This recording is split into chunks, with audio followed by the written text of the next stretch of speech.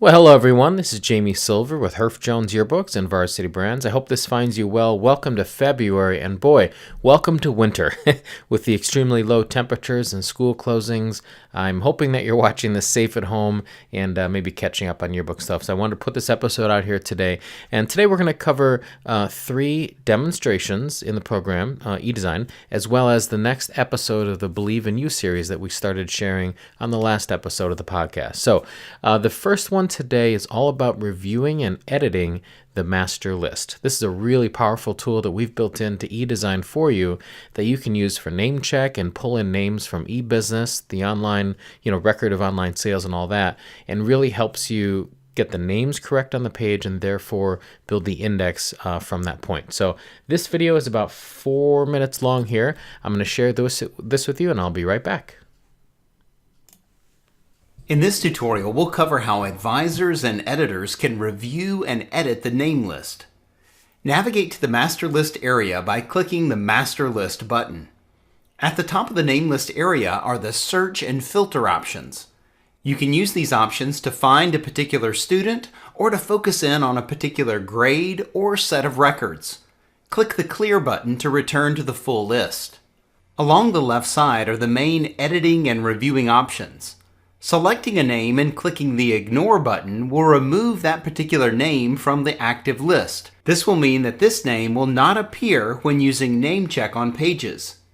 You can filter the list to show ignored entries and then undo the ignore to return the name to the active list.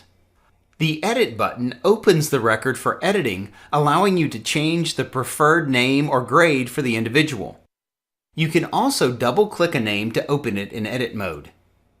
The preferred name is how you want that person's name to appear in the yearbook. The original name reflects how the name came in from the eBusiness list, and you will always see the original name here as a reference. So if I change this student's preferred name from Benjamin to Ben, then Ben will be the name that is used for name check. After I make the change, I'll click Save and Close. You'll also notice the gender designation.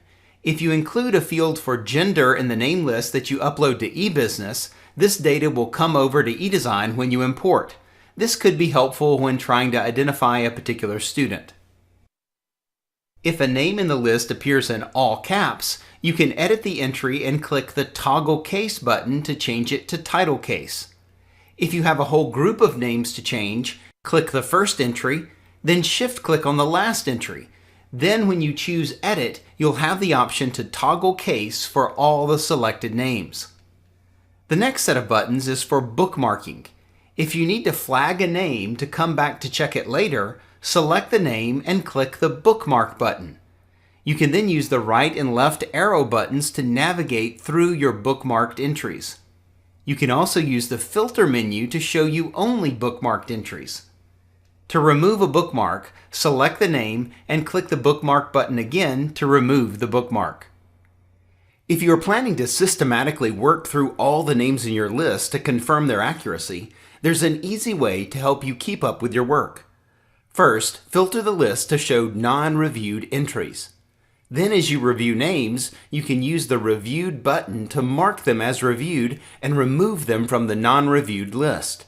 You can also click on one entry and then shift-click on another entry to select the whole range. Then click the Reviewed button to mark the whole section as reviewed. Let's say you made it through a section of the list during one class period. You can mark those entries as reviewed so that when you come back the next time, you can filter the list by non-reviewed and continue to work your way through. The Update from eBiz button will bring in any new names that have been added in eBusiness. It takes about 10 minutes for names added in eBusiness to be available in eDesign. The Add Record button will allow you to create a new master list name in eDesign. Since names added in eBusiness can be easily imported into eDesign, it is recommended that you make name additions in eBusiness and then import them into eDesign so that they will exist in both places. However, you are able to add names in eDesign only if you prefer.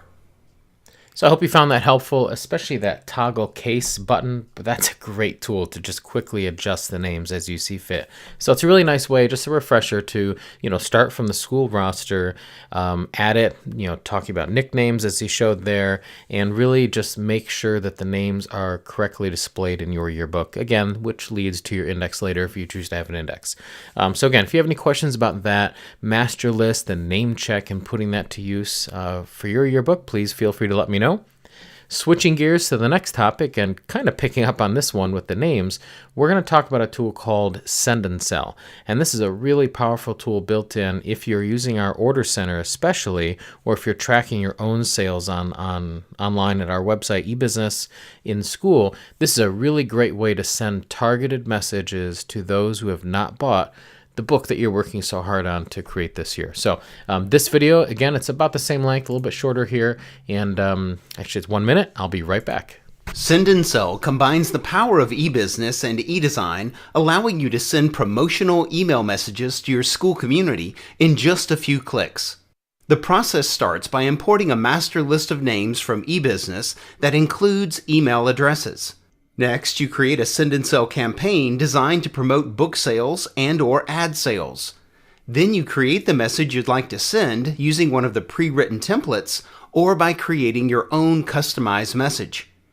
Next, you select your list of recipients. You can target non-buyers and filter the list by grade and even by the number of times a student appears in the yearbook. Before sending the message, you preview it to make sure you have it just right. The preset templates include a link back to your school's Yearbook Order Center site so that it's easy for your buyers to respond and make the purchase.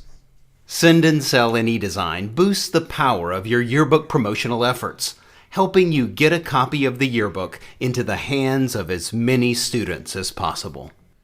So that is very powerful as well, and I hope if you haven't used that and if you have any questions about Send and Sell, please do let me know. For those of you listening who take advantage of our parent email campaign that we do for you, that works really well as well, and that's something we do about every other week or so, depending on the time of year, where we send an email out to the parents' email address who have not purchased the book yet.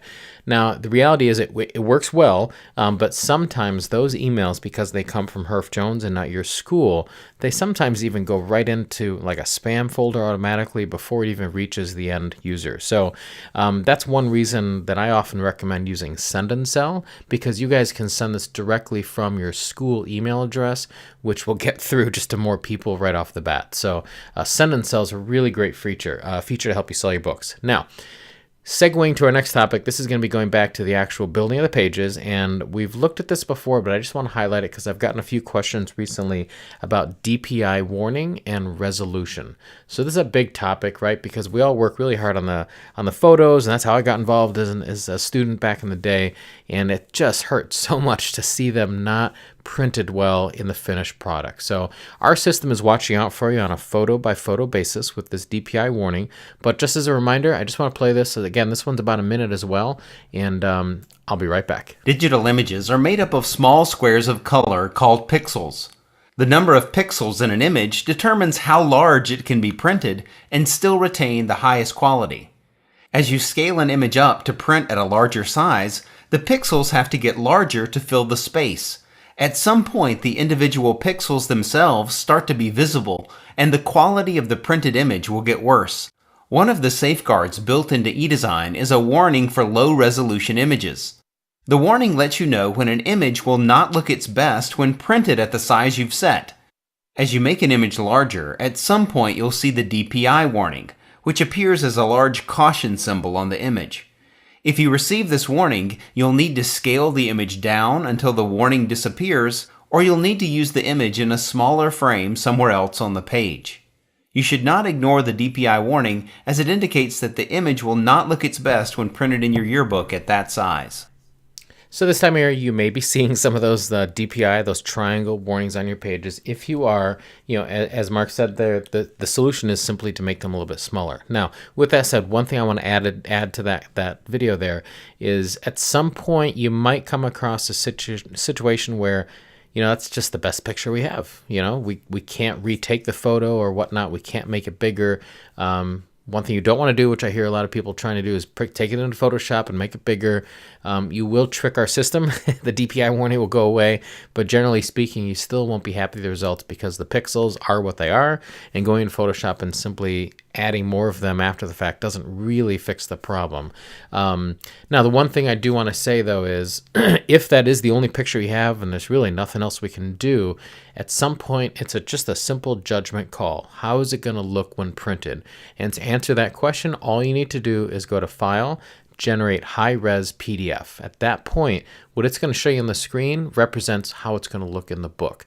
Because our system has a number. It's 300. Once an image is below 300 DPI, it throws up that DPI warning. Now, you and I both know if it's at 299, 298, it's probably okay. And again, if you don't have any other choices, and you can only work with what you have, you pull that high-res PDF, you see how it's going to be actually printed at the 298 or whatever the resolution is, and then if it looks good to you on the screen, then you can go forward with it, just ignoring that warning. So I just want to kind of explain that warning, how it happens, and when sometimes it's necessary to just ignore it if that's all we have.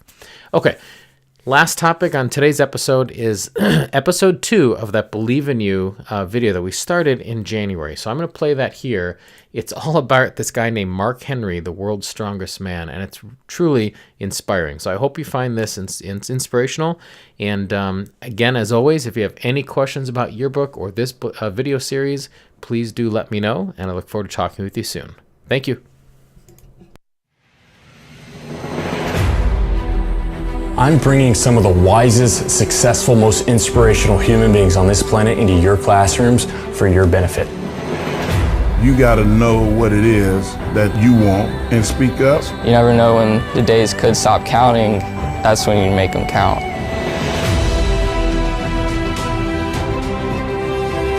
These are the answers, the blueprints, anything you want, I'm providing them to you. I have this heart that bleeds for the youth of this country because we need to learn to lead. We need to elevate ourselves. That's how this world changes. It starts with you.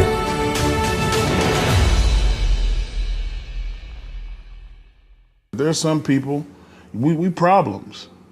Like I was a problem kid, but it was stuff going on. Ask me, what's going on with you? How can I help you? We took a trip to Austin, Texas to meet with Mark Henry, the world's strongest man and WWE superstar.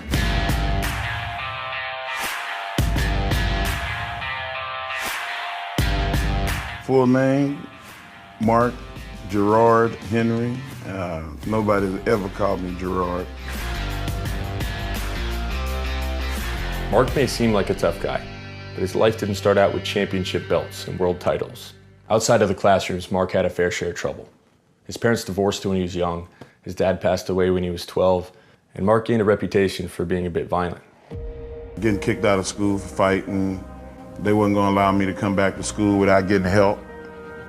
I had teachers that weren't good, that told me I needed to quit school and get a job, and I was wasting my time, which was motivation for me. I've always been that guy that when everything was stacked against me, that's when I was at my best. Having a strong mother was a big part of it. I didn't want to disappoint her. When I saw her cry when I went to juvie, that was the worst thing that ever happened to me in my life. It was during this time that Mark truly found his love for weightlifting, something he could excel in, and a community that really helped him outside of what was offered at his school. Weightlifting was my escape. I wanted to push myself every day. Other kids in my neighborhood would see me lifting and they, what you doing? And I'm like, lifting weights. So my yard ended up becoming a gym. It kept us out of trouble and we challenged and pushed each other. Having something that you can identify with means a lot when you're a kid and you feel like everything else is stacked up against you. Man, I just felt like I was in another world. In East Texas, there's a saying that a closed mouth won't get fed. You gotta know what it is that you want and speak up. Acknowledge the fact that this is something I wanna be a part of. Weightlifting was that, and powerlifting and strongman. That was it for me. As a high school senior, Mark was called the world's strongest teenager by the LA Times. With state and national records in all 4 powerlifting categories. Eventually, he went on to compete in the Olympics and became the world's strongest man. I'm the only person to ever win a world title in powerlifting, weightlifting, and strongman. Having a 412 snatch and a 522 clean and jerk was the most that anybody ever lifted on earth. Unfortunately, the sport was riddled with drugs, like steroids. And after the '96 Olympics, Mark decided to retire from the sport until it cleaned up. I take a lot of pride in the fact that I did all those sports drug-free. I never took anything. Like, people actually love the fact that I am that guy. I think that it shows them that it can be done. I had people like Bryant Gumbel asking me, why is he crying about the other people taking drugs? What do you mean, why am I crying that the other people are taking drugs? They're cheating. As Mark can tell you, not only did it tarnish the reputation of the sport, some of his fellow competitors actually died from complications of the drug use. I've seen the negative effect that drug has had on really good athletes. I've seen guys like tear their bodies up and mess their minds up. You know, I've seen people on the street homeless. They can't keep a job. 23 with a new baby, 6-month-old baby, dead. And boy, when I got that news, it just, man, it's like you don't need it. Like, you don't need it. Once he retired from professional weightlifting, Mark joined the ranks of his childhood hero, Andre the Giant, and became a professional wrestler. I've been watching wrestling and being around wrestling since I was 8.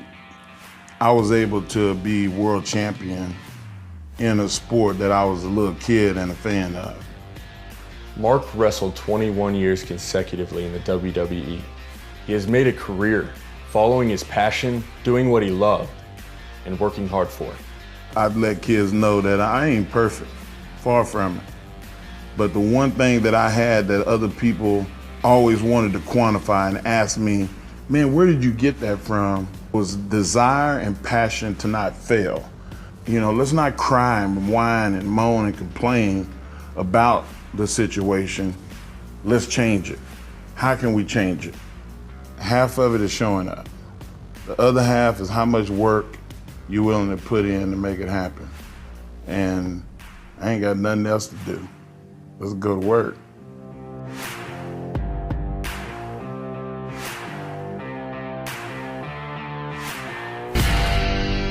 Mark had so many people help him in his career, including his family, college coaches, world-class trainers, even The Rock and Vince McMahon. There's very few people walking this planet that was able to create and do it from ground zero on their own. Like, we all had some inspiration, some kind of motivation, somebody that was behind us, pushing us when we got weak and didn't know how to get to it. Now he has shifted his focus away from the ring into a community program called Explore Austin. Explore Austin equips underserved youth to make positive life choices. They provide them with leadership training, mentoring, and outdoor exercises to give them the tools they need to succeed. It's really providing an awesome bridge for mentorship and leadership in the lives of underserved youth here in the Austin community. It's an opportunity to get involved to create something for a family where a family has never had an opportunity. Having the opportunity to be away from home sometimes, you have some stress, and just to get away from that and not worry about it for a week is pretty cool. Mentors and role models, they believe in you when you don't. Mark's a perfect role model. He comes and he encourages all of our explorers. People want to help, they want to share, and they want a receptive audience to do that. Find a role model, find a mentor, find somebody that has gone where you want to go. We've got a group of 2020 graduating girls and their mentors coming back from a 7-day mountain biking trip. So they've been building self-efficacy, belief in themselves that they can do more than they thought they could do. They've been building grit, perseverance, sticking to it. And they've been developing social capital with themselves, their peers, and with their mentors and their guides. They literally have been on bikes for 7 days, and Mark's gonna come back and he's gonna welcome them home and welcome them back in to Austin. We should aspire to excellence at all costs. it would be a crime if I didn't push them to do better than I did. I just want to see people that I love have more than they would have had without me. Mark is a true example of somebody who through will and determination was able to achieve their dreams. If you could do anything in this world, what would you do? What sacrifices would you make to do it? How would you achieve it? What actions are you taking every day to get there? Just think of one goal that you could set today, right here for yourself, that could set you on that path to your dream.